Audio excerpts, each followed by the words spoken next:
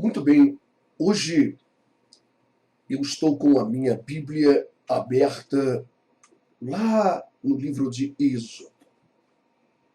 E eu quero ler com você alguns versos do capítulo de número 25, quando Deus fala acerca da Arca da Aliança. E eu quero lembrar a você que quando Deus ele chamou a Moisés e começou a dizer a ele que construísse um tabernáculo, que erguesse uma grande tenda para que todas as vezes que eles acampassem, aquela tenda fosse erguida e todos os objetos que Deus estaria ordenando fossem feitos, seriam colocados em suas devidas posições, e tudo aquilo tinha um grande significado, uma grande representação espiritual. Desesperadamente, todos nós precisamos entender e compreender isso. Porque desesperadamente nós precisamos conhecer a Deus.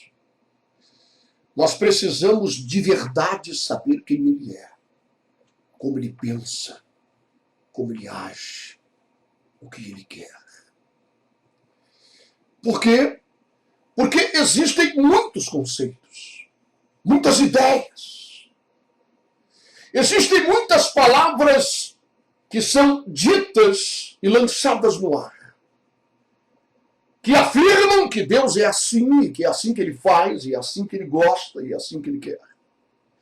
O problema é que nestas centenas e, quem sabe, milhares de vozes que ecoam através das emissoras de rádio, através da TV, e nos púlpitos das igrejas e das religiões que existem espalhadas por aí, de todas estas milhares de vozes que ecoam,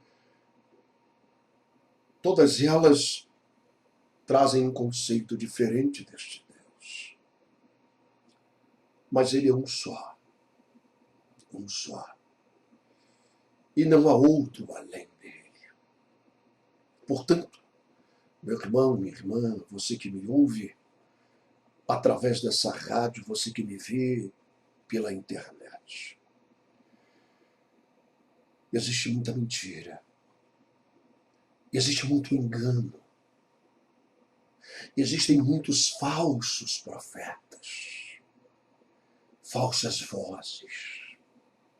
Existem pessoas anunciando um Deus que não existe, que não é real. Nós precisamos conhecer a Deus. Este fim de semana eu conversava com uma pessoa que me contava uma história triste de alguém que vive mergulhado na lama da iniquidade, da perversão sexual. Porque, na verdade, não existem opções sexuais. Deus fez o homem e a mulher para viverem. E o ato sexual que Deus fez é entre o homem e a mulher. O que passa disso não é opção sexual, é perversão sexual. São coisas que o diabo ele entra para trazer maldição sobre a vida de uma pessoa e afastá-la cada vez mais de Deus. E essa pessoa conversava comigo sobre alguém que está assim, desesperado, vivendo uma perversão sexual, vivendo na imundície, vivendo na lama. Mas que essa pessoa tem consciência e ela diz, eu quero entrar no céu. Eu quero entrar no céu. E eu estava dizendo que esse desejo é um desejo muito bom, saudável, muito importante. é muito melhor do que não ter o desejo. Desejar entrar no céu é muito melhor do que simplesmente não se importar com nada e desejar ser lançado no fogo do inferno e ali sofrer pelos séculos dos séculos. Então, ter esse desejo é sinal de lucidez. É sinal de compreensão que o reino dos céus ele existe. É o entendimento que existe o reino dos céus e o reino das trevas. Um lugar de tormento, de aflição, de sofrimento eterno. Porém, todavia, eu disse a essa pessoa, desejar entrar no céu, até o diabo deseja. Se ele pudesse ser perdoado, se ele pudesse ter uma outra chance, se ele pudesse não estar debaixo dessa condenação de ser lançado para sempre no lago de fogo e enxofre, ele também desejaria ter essa oportunidade. Desejar entrar no céu é sinal de lucidez mental, porque ninguém quer ser atormentado pelos séculos dos séculos. Porém, a palavra de Deus nos esclarece que a grande maioria não entrará. Somente poucos conseguirão isso. Por quê? Porque estes poucos conseguiram compreender quem é Deus, quem é o dono desse reino. Esse não é um lugar para entrar quem quer. Não é um lugar para entrar quem deseja. Jesus disse isso a Nicodemos. Nicodemos era um mestre da lei, um fariseu, um homem religioso, longas barbas, não é? Um sujeito com fisionomia respeitosa, um linguajar respeitoso, se trajava de forma respeitosa e religiosa, observava as leis de Moisés, não é? Fazia longas orações e dava o dízimo de tudo quanto tinha e tudo quanto ganhava. Não é? E era um homem que adorava ao Deus Todo-Poderoso, ao Deus de Moisés, ao Deus de Abraão, de Isaque e de Jacó. E Jesus disse para este homem, Nicodemos, é necessário para você nascer de novo. É necessário para você ser uma nova criatura, e isso só poderá acontecer de uma forma sobre-humana. Isso é um milagre, Nicodemos. Não é uma questão de inteligência, não é uma questão de desejar, não é uma questão de sobrevivência. Isso é um milagre, é algo que acontece e é feito pelo Espírito Santo de Deus, que transforma a sua alma, o seu coração, os seus desejos, as suas ideias, as suas vontades, e você se torna uma nova criatura, e você terá o seu nome escrito no livro da vida, e a tua personalidade vai mudar, os teus desejos, o teu caráter, você será uma pessoa transformada, as coisas velhas vão ficar para trás, tudo se fará novo. É necessário um milagre. Jesus disse a ele, quando esse milagre acontece, é como esse vento que está soprando nessa árvore aqui, Nicodemos. E o vento estava passando ali. E Jesus disse, é dessa maneira. Olha, Nicodemos, você não sabe nem de onde veio esse vento e nem para onde ele está indo, mas aquele que nasce de novo, ele é capaz de ouvir a sua voz. Ele é capaz de entender o Espírito de Deus. Ele é capaz de compreender os seus desejos. Ele é capaz de entender quem é Deus. Sabe, quando Deus mandou erguer aquele tabernáculo no deserto, ele estava dizendo, em outras palavras, Moisés, eu sou santo, santo, santo, santo. Olha para esse povo, Moisés. Moisés, olha para essa raça.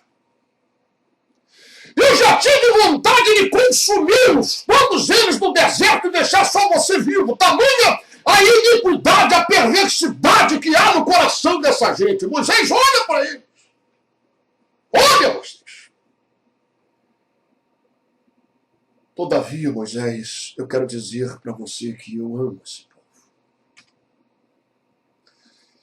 E eu quero estar entre eles. E eu quero que eles vejam o meu desejo de estar entre eles, aquele que criou o céu e a terra, aquele que fez tudo que os olhos de vocês podem ver e não podem ver, aquele que é santo, santo, santo, aquele que as trevas não podem se aproximar. Quero estar entre eles. Mas vocês não poderão se chegar a mim, Moisés. Porque se a iniquidade, as trevas, a perversidade se aproximar de mim, ela sucumbirá. Somente o sumo sacerdote entrará no santíssimo lugar, aonde está a arca da aliança, símbolo maior da minha presença, onde eu me manifestarei, de onde eu falarei contigo por entre os querubins. Ele virá uma vez por ano fazer expiação pelo pecado do povo. E sabe de uma coisa? As pessoas viam isso. Os animais que eram mortos, degolados, e o sangue daqueles bichos inocentes era derramado para fazer expiação pelo pecado deles, para que Deus os perdoasse. Deus estava entre eles. Uma coluna de fogo à noite iluminava o acampamento e os aquecia do frio terrível do deserto. Uma coluna de nuvem estava entre eles durante o dia, para abrigá-los do sol e dar a eles a direção na caminhada. Deus estava entre eles. Mas eles não podiam tocá-lo, vê-lo, e nem sequer se aproximar. Por causa da iniquidade, por causa do pecado, por causa da perversidade. Porque não há nenhuma comunhão entre luz e treva, entre o amargo e o doce, entre o santo e o profano.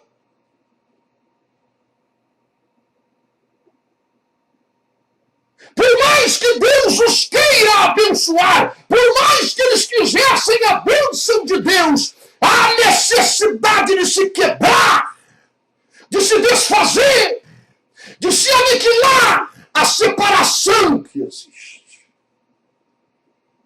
E você que conhece tão bem a Bíblia, bem melhor do que eu, sabe perfeitamente que isso aconteceu na cruz do Calvário. Lembra disso? Todas estas coisas lá naquele deserto eram simbólicas, eram representativas, eram a sombra do que haveria de se revelar. Todas elas, cada detalhe. Teríamos que ficar, como eu já fiz uma vez, uma semana inteira estudando sobre o tabernáculo. Todos os detalhes. Cada objeto. Cada material que foi usado. Mas na cruz, quando Jesus entrega seu Espírito ao Pai e diz, está consumado, a palavra de Deus diz que o véu, aquele véu, aquela cortina, que simbolizava esta separação entre o homem e o Deus Todo-Poderoso. Deus estava dizendo a Moisés, quero estar entre eles, eu os amo, quero os libertar, quero transformar, quero abençoar, quero dar uma nova vida. Mas eles não podem se aproximar de mim, eu sou santo, santo, santo, eles são iníquos, são pecadores, são imundos. O coração deles pende para o mal. Se eles se aproximarem, por si só serão consumidos. Não suportarão a minha glória, não suportarão a minha santidade. E eles serão consumidos e eles morrerão.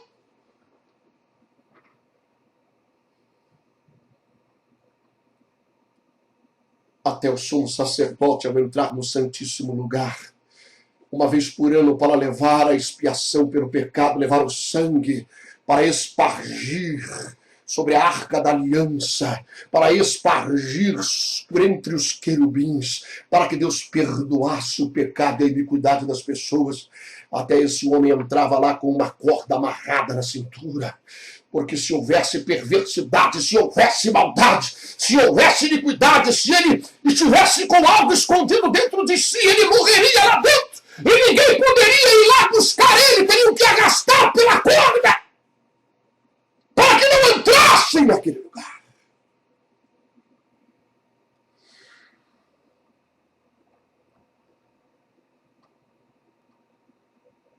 Alguém certa vez disse assim: os ouvidos de Deus não estão agravados para que ele não vos possa ouvir. Não, não é isso. Não é essa a razão por que você chora, porque você clama, bate na porta, chora, geme, e tira a roupa e pisa em cima, e fica nervoso, e faz bico, e fica com raiva de Deus. Não é essa a razão por que nada acontece. Os ouvidos de Deus não estão agravados para que ele não nos possa ouvir. E nem as suas mãos estão encolhidas ou amarradas ou impedidas de operar, porque operando Deus, quem impedirá? Ninguém pode impedir o agir de Deus. Ninguém! Se Deus disser é agora, se Deus disser eu farei, quem pode impedi-lo? Foi o que o próprio Deus disse para Isaías, operando eu. Ninguém impedirá. Nem as suas mãos estão amarradas para que ele possa operar, mas os vossos pecados, sim, as vossas iniquidades, as vossas maldades, as vossas ações, os vossos pensamentos, os vossos pecados fazem separação entre vós e o vosso Deus. Que coisa terrível, irmão. Que coisa terrível, irmão. Teremos um Deus todo-poderoso ao nosso alcance, bem ali. Aquelas pessoas viram aquela tenda, a glória de Deus estava lá dentro, mas eles não podiam se aproximar. E eles sabiam a razão. São os vossos pecados. Vocês não podem se aproximar. Porque se aproximarem assim, vão morrer. E eles viam a fonte da vida, a fonte da saúde, a fonte da libertação, a fonte de todo o poder, tão próximo deles. Eles caminhavam ao redor, mas eles não podiam ter acesso, eles não podiam chegar lá, eles não podiam receber tudo aquilo que aquela fonte emanava.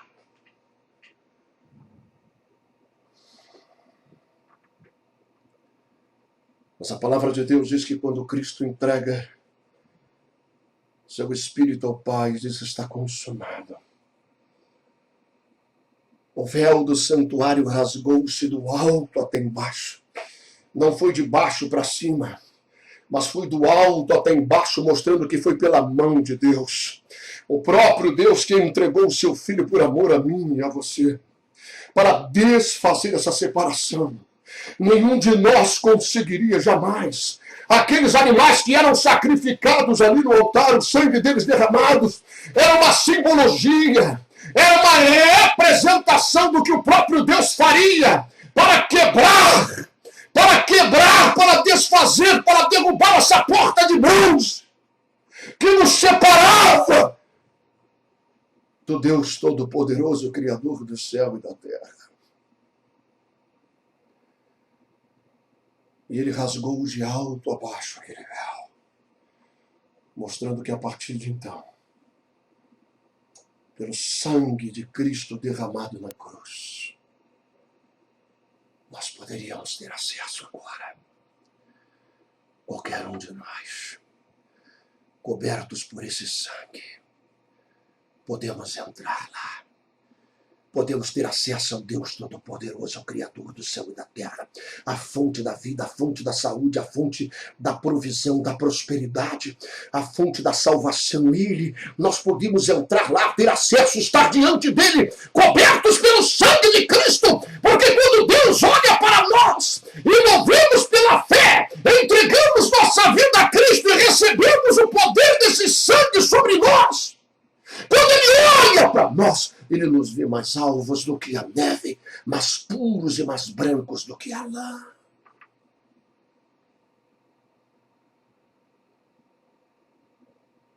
Por isso Jesus disse, eu sou o caminho, a verdade e a vida. Eu não sei se você sabe disso, mas aquelas tendas, aquele tabernáculo, havia o átrio externo e tinha uma cortina. E essa primeira cortina que dava passagem ao átrio externo do tabernáculo chamava-se verdade. E a segunda, o caminho. E a última que dava acesso ao Santíssimo Lugar, a vida. Jesus disse, eu sou a verdade. Eu sou o caminho. Eu sou a vida. Ninguém virá ao Pai. Ninguém terá acesso. Você pode querer isso, você pode crer nisso, você pode acreditar nisso, você pode precisar disso, mas você não terá acesso a Ele por intermédio de ninguém. Nenhuma imagem esculpida, nenhum santo, nenhuma crendice, nenhuma religiosidade, nenhum ato de justiça que você faça, por melhor que você possa parecer aos olhos de alguém, nada que você fizer te levará ao Pai. Eu sou a verdade, eu sou o caminho, eu sou a vida. Você só pode ir a Ele através de mim. Você não terá acesso, você não conseguirá chegar lá. E se tentar, vai morrer. Porque vai se aproximar dele com a tua iniquidade, com o teu pecado. E não há comunhão entre luz e treva, entre o santo e o profano, entre o amargo e o doce. E sabe, eu preciso ler esse texto aqui. Nosso tempo está passando. E no verso 10, diz assim, preste atenção. Deus está falando sobre essa arca. Está trazendo uma revelação. Também farão uma arca de madeira de cetim. O seu comprimento será de 2 côvados e meio, e a sua largura de 1 côvado e meio, e de 1 côvado e meio a sua altura. Cobri-las de ouro puro, por dentro e por fora, a cobrirás. E farás sobre ela uma coroa de ouro ao redor, e fundirás para ela, preste atenção, e fundirás para ela 4 argolas de ouro, e as porás nos 4 cantos dela. 2 argolas num lado dela e 2 argolas do outro lado dela. E farás varas de madeira de cetim. E as cobrirás com ouro. E meterás as varas nas argolas, aos lados da arca, para levar com elas a arca. Verso 15 diz assim, as varas estarão nas argolas da arca. Preste atenção. As varas estarão nas argolas da arca, e não se tirarão dela. Depois porás na arca o testemunho que eu te darei. Você viu aí? Você prestou atenção no que nós acabamos de ler aqui? Veja bem, nós precisamos correr com esta revelação, porque poderíamos ficar 2 horas falando sobre isso. Mas preste bem atenção. Deus está trazendo uma revelação. Por quê? Qual a razão? Qual o motivo de Deus ter dito que aqueles varais que estariam entrando dentro daquelas argolas nas laterais da arca, cujo objetivo era estar no ombro de um homem, 4 homens, um de cada lado, sobre os ombros desses homens para transportar a arca em direção ao lugar que Deus os havia prometido. Símbolo maior da presença e da glória de Deus, a Arca da Aliança.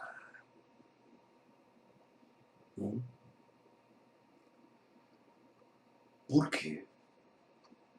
Tanto faz. Não há nenhuma razão especial. Era só um lugar para que os varais ficassem, para que algum ladrão não entrasse e roubasse? Era melhor do que ficar encostada no canto da tenda? Não, não. Tudo que foi feito aqui está coberto de revelação. Quando Deus disse, os varais não vão sair, Moisés, construa, faça as argolas, coloque os varais para transportar a arca, porque vocês estão a caminho, vocês estão de viagem. Eu os libertei do cativeiro, eu os libertei da escravidão, da vida miserável, da vida indigna, da vida sofrida, da vida amarrada. Eu os libertei e os estou levando para uma terra boa, espaçosa, que manda leite e mel, onde vocês serão felizes, onde vocês poderão plantar e colher e comer, onde vocês vão desfrutar do fruto do trabalho de vocês e criar seus filhos e seus netos com dignidade. Nós sabemos disso, não é? Sabemos. Eles não se davam conta de que eram personagens de uma revelação. Personagens da sombra do que haveria de vir. Eles não sabiam que eram personagens de um trailer, de um grande filme que iria ainda ser realizado. Tudo aquilo era sombra. Deus nos libertou do reino do império das trevas. E se você ainda continua escravo lá, o desejo de Deus é te libertar. Deus, ele nos arranca pelo sangue de Cristo da escravidão, do domínio das drogas, da prostituição, do roubo, da mentira, do pecado, da iniquidade em todas as suas expressões. Da vida indigna que vive aquela pessoa que é amarrada, que é escravizada por Faraó, que é escravizada por Satanás. A pessoa tem vida como tinham aqueles escravos, é vida sem esperança, é vida sem alegria verdadeira. São pessoas que deitam a cabeça no travesseiro e olham para o teto do seu quarto e começam a chorar. Lá fora eles riem, dão gargalhada, mas só Deus sabe a infelicidade, a angústia que está no coração dessas pessoas que são escravas do vício, escravas da prostituição, escravas de drogas, escravas de Satanás. E o diabo tem domínio sobre elas e as aflige todos os dias, e as maltrata. Ele se alimenta da tua desgraça, ele se alimenta do seu pranto, ele se alimenta da tua dor, do teu sofrimento. Por isso ele não te mata logo, mas ele te mata a hora que ele quiser. Se você não for liberto, se você estiver sob o domínio de Faraó, ele tem domínio sobre a tua vida, ele te mata quando ele quiser. Ele só não te matou ainda porque ele tem prazer na tua dor, no teu sofrimento, na tua desgraça. Isso é alimento para ele. Mas Deus nos liberta com sua mão forte, assim como ele libertou todos aqueles escravos e fez a eles uma promessa: vocês irão para uma terra boa, espaçosa, que manda leite e mel e serão felizes. Assim ele nos fez uma promessa: o reino dos céus. O reino dos céus. Sabe o que Deus quer nos mostrar? Ele quer nos mostrar que o nosso lugar não é aqui, meu irmão e minha irmã, que nós estamos de passagem, que nós estamos a caminho. Não se prenda com as coisas desse mundo, não se prenda com as coisas dessa terra. Quantas vezes, no meio dos milagres, sinais, prodígios, cego vendo, coxo andando, leproso purificado, morto ressuscitado dentre os mortos, a alegria na multidão e o povo naquela euforia, e queriam pegar Jesus e disseram: aleluia! Vamos te fazer nosso rei! Vamos te levar em Jerusalém agora! E vamos dizer a Pôncio Pilatos que o nosso rei chegou! E Jesus tirava o braço daquela gente, a mão deles, e dizia: solta o meu braço! Não é nada disso! Vocês não estão entendendo, o meu reino não é aqui!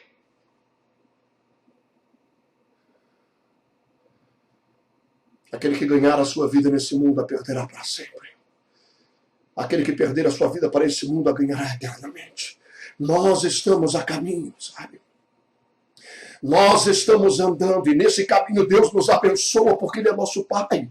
Ele tem prazer em nos dar água no meio desse deserto, em nos dar pão, em nos sustentar, em fazer com que nossas roupas não envelheçam, em conservar a nossa saúde, porque Ele é nosso Pai. Mas aqui não é o reino dele, Ele está nos transportando para o seu reino. Não é aqui nesse lugar, nós estamos de passagem. Por isso Deus disse a Moisés: não tire os varais da arca!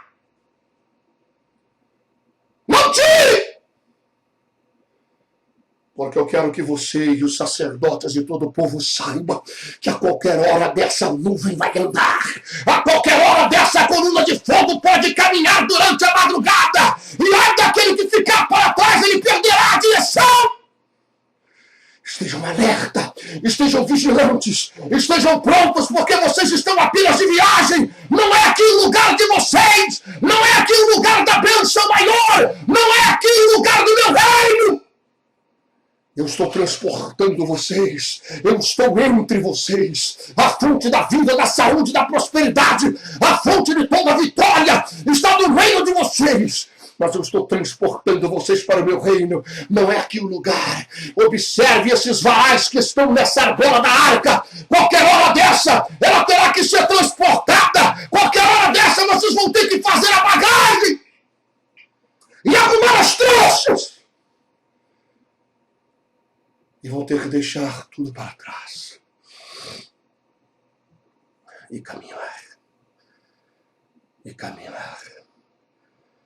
Em direção ao meu reino. A terra boa, espaçosa, que manda leite e mel. Sabe, o diabo quer que você se apegue com as coisas aqui. Ele não desistiu de você. Ele não desistiu de mim. Eu sei. Ele quer que você se lembre das cebolas do Egito. Ele quer que você murmure no caminho. Veja, o difícil para Deus não foi esmagar Faraó, esmagar o Egito. O difícil para Deus não foi tirar o povo hebreu do Egito, mas sim tirar o Egito de dentro do povo hebreu. Satanás quer conservar dentro do teu coração o apego às coisas materiais. E ele levanta os rebeldes no acampamento para tentarem convencer a você disso. Verdade. Quantos homens se levantaram lá contra Moisés? Né? E começaram a dizer: gente, nós estamos perdidos nesse deserto aqui, gente. Quem foi que disse que Moisés sabe o caminho? Essa história que ele some lá para aquele monte, a gente não vê nada, só vê fumaça. Quem sabe ele está acendendo uma fogueira lá com folha seca para dizer que é a glória de Deus, hein? Que história é essa? Nós não temos nenhuma bússola sequer. E nós estamos aqui comendo esse pãozinho todos os dias, eu estou cansado desse pão. Se Deus é Deus, eu quero carne. Você lembra disso? Eu quero satisfazer a minha carne. Eu não quero ficar comendo esse pãozinho. Esse pãozinho tem um significado espiritual. Mas eu não quero abrir a minha mente sobre esse pão vivo que desce do céu. Eu não quero abrir a minha mente sobre essa água que vem da rocha. Eu quero satisfazer a minha carne. Porque se Deus é Deus, então eu tenho que ter benefício disso aqui e agora. Você lembra daqueles ladrões da cruz? Pois é. Um deles olhou para o mestre e disse: tu é o filho de Deus, estou disposto a crer. Estou disposto a ser membro da tua igreja e ser fiel no dízimo. Mas tem uma coisa, eu só vou crer se o Senhor descer dessa cruz e me livrar dessa aqui também. Eu só posso acreditar no Senhor se eu tiver algum benefício aqui e agora. Mas o outro olhou e disse: não. Eu sei que o Senhor não vai descer, eu estou entendendo a tua palavra. Eu estou entendendo o teu gesto. Eu sei que tu não vai descer, tu estás indo para o teu reino. Lembra de mim quando chegares lá. Olha aqueles que estão berrando por carne. Cuidado que Deus te dá e faz a tua alma definhar no deserto. O que é isso, missionário? O que é isso? É a Bíblia, irmão. A Bíblia diz que aquele povo clamou por carne, aquele povo murmurou, aquele povo escarneceu de Moisés, aquele povo não queria abrir os olhos para as coisas espirituais. E Deus disse a Moisés: eu vou dar carne. Eu vou dar carne no deserto. E eles vão comer tanta carne que vai sair pelo nariz. E a Bíblia diz, leia o Salmo 106, e a Bíblia diz que Deus deu a eles carne para comer. Eles comeram tanto que saía pelo nariz, eles até vomitavam de tanto comer carne. Mas Deus atendeu-nos o pedido e fez a alma deles definhar no deserto. Estamos a caminho. Qualquer hora dessa nuvem vai andar. Não é aqui o lugar da arca. Os varais não podem ser retirados. Ela vai andar. Ela está a caminho. E ai daquele que não tiver essa visão e essa compreensão. E se apegar às coisas desse deserto. Não é aqui o nosso lugar. Não é aqui o reino do céu.